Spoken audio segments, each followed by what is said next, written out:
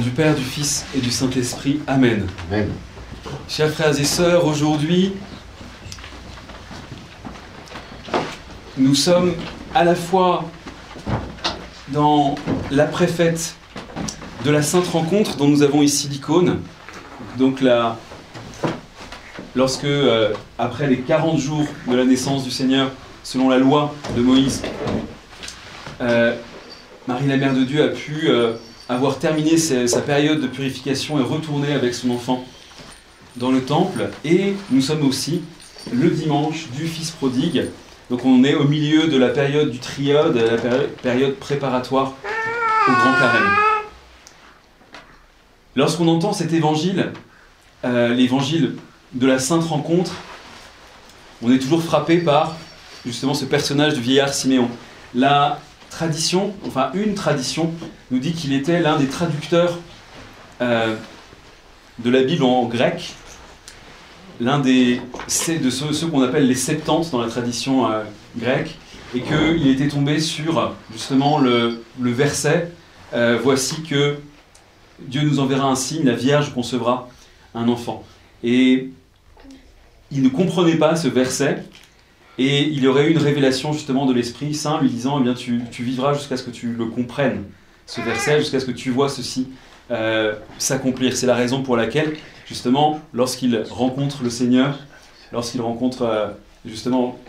Joseph, Marie dans le temple, et qu'il voit cet enfant nouveau-né, il comprend que c'est lui le Messie, il comprend que c'est lui qui était attendu, il comprend absolument tout ce qui s'est produit. C'est la raison pour laquelle il dit « Maintenant, Maître, tu laisses ton serviteur s'en aller en paix, car mes yeux ont vu ton salut que tu as préparé pour tous les peuples. » Ici, c'est également très intéressant de voir que ça fait partie des prophéties du Nouveau Testament qui sont la preuve de la vérité de la révélation chrétienne. Siméon nous dit que le Christ, c'est à la fois la lumière des nations, donc il annonce que le christianisme va se répandre justement parmi les païens. À l'époque, les nations, ce sont des nations païennes, donc il n'y a pas tellement de chance pour que ça arrive. Tous les peuples, à part le peuple juif à l'époque, sont complètement plongés dans l'idolâtrie, dans le paganisme, dans la superstition, la magie. Et bien, malgré tout cela, Siméon le prévoit que cet enfant illuminera les nations et qu'il est également la gloire du peuple d'Israël, hein, puisque évidemment toute l'histoire du peuple d'Israël n'est que la préparation à cette venue de Dieu incarné dans cette chair-là, puisque il a fallu que Dieu attende Marie et ensuite qu'il puisse s'incarner. La chose importante à voir, c'est donc que Siméon nous dit qu'il sera un signe de contradiction. Et c'est bien ça qui s'est passé, parce qu'en fait, il est non seulement un signe de contradiction, mais un signe de division de l'histoire en deux, aujourd'hui encore. Et c'est un signe assez intéressant, hein. Même dans la manière de calculer le temps, c'est la naissance du Christ qui nous sert de point de référence. On parle d'avant et d'après Jésus-Christ, et malgré le fait que notre monde se déchristianise de plus en plus, il a toujours été gardé comme le pivot. Cette naissance du Christ a toujours été regardée quand même comme le pivot de l'histoire. Et ce n'est pas pour rien, je pense que c'est tout à fait providentiel que on calcule le temps de cette manière-là. Il prévoit donc qu'il sera un signe de contradiction, que beaucoup en Israël tomberont, se relèveront à cause de lui. Évidemment, ça veut dire qu'il y aura en Israël à la fois ceux qui le reconnaîtront comme le Messie, et qui, avec les nations, avec les autres peuples, formeront une seule Église, et ceux qui le rejetteront, et qui donc chuteront à cause,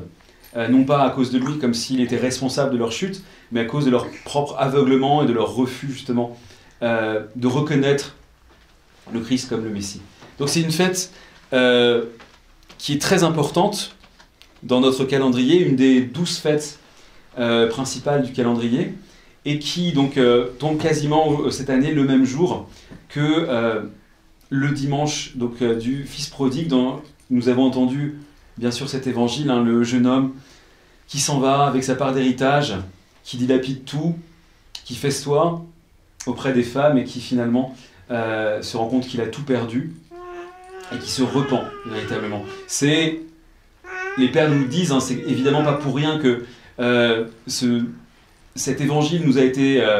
choisi dans cette période préparatoire au carême, puisque le fils prodigue, c'est nous, c'est chacun d'entre nous. D'abord, au sens général, les pères nous disent que le fils prodigue qui a quitté le père, qui a dilapidé l'héritage, ça représente l'humanité dans son ensemble, qui s'est détournée de la volonté de Dieu, qui justement, dans l'Éden, d'ailleurs, dans la lecture de tout à l'heure, dans l'Épître, on voit bien comment l'apôtre Paul nous parle de la présence justement dans les entrailles de ses ascendants, de leur descendance, puisque on nous parle de la bénédiction via Abraham, de toute sa descendance, par Melchisédek. C'est-à-dire que c'est lorsque Melchisédek bénit Abraham, nous dit saint Paul, c'est toute sa descendance en lui qui est bénie. Alors, tous ceux qui n'existent pas encore, de la même manière, dans le jardin d'Éden, nous qui n'existions pas encore personnellement, nous étions quand même contenus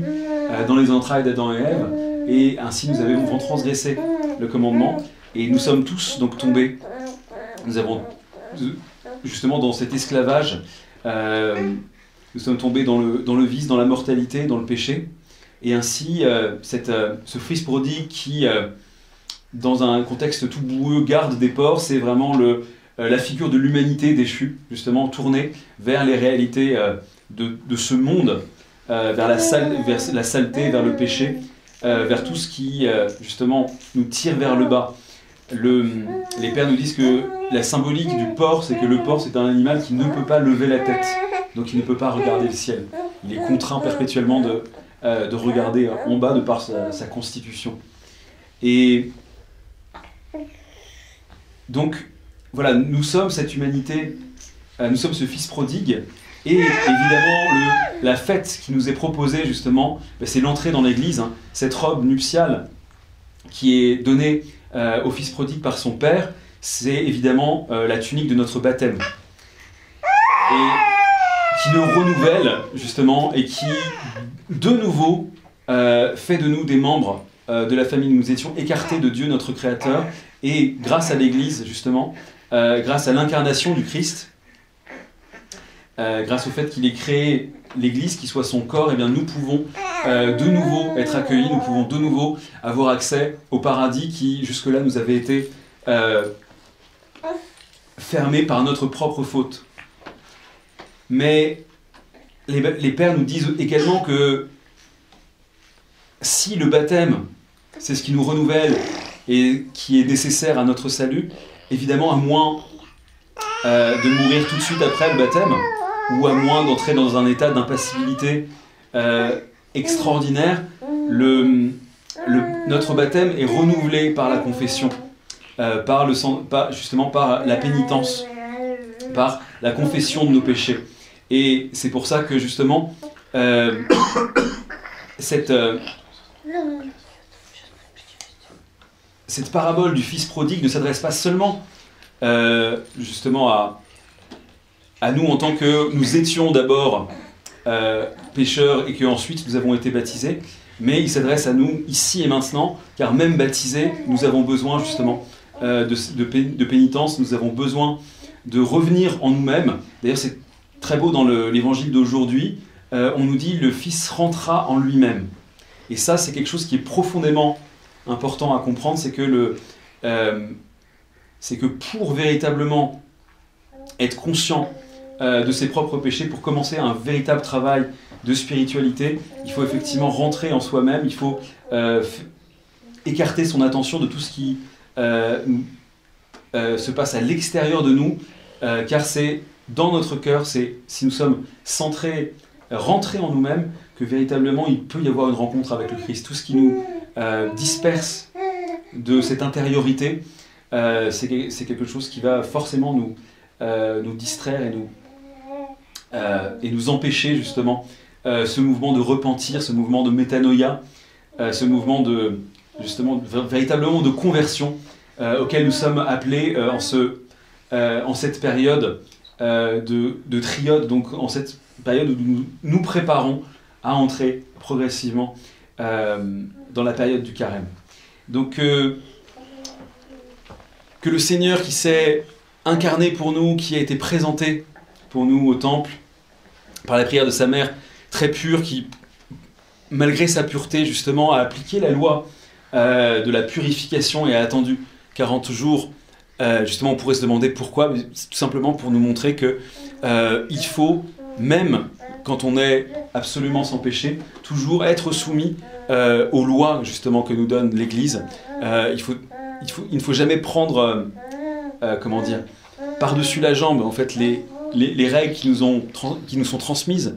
par nos ancêtres. Et donc, alors qu'elle était toute pure, alors qu'elle n'avait jamais péché personnellement de toute sa vie, elle a quand même accepté cette coutume de la purification 40 jours après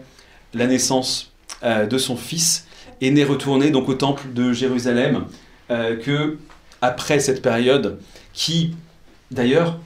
elle aussi annonce la période de 40 jours que nous allons vivre, cette fois pour nous purifier intérieurement avant la fête de la résurrection. Puissions-nous fêter avec le Christ la résurrection pour l'éternité dans son royaume, au nom du Père, du Fils et du Saint-Esprit. Amen.